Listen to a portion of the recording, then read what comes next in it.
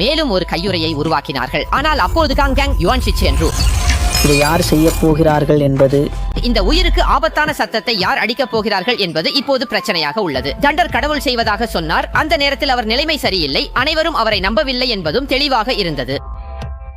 இப்போது என் நரம்புகளில் ஓடிக்கொண்டிருக்கிறது. அவளுடன் இருக்கிறாள். அந்த நேரத்தில் ஹல்க் நேரத்தில் முன்னே வந்து நின்றார்.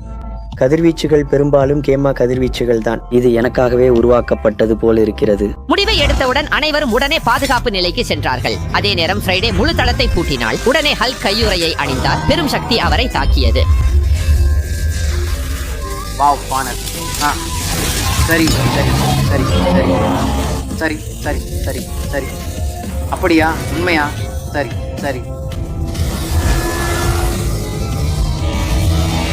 இறுதியில் ஹல்க் பெரிய தாக்குதலை தாங்கி ஸ்டாப் செய்தார். பிறகு அவர் சக்தி இழந்து விழுந்தார். இரும்பு மனிதன் நேரத்தில் ஹல்கின் காயத்தை அடைத்தார். பிறகு ஹாக்கையின் கைபேசி ஒலிக்கத் தொடங்கியது.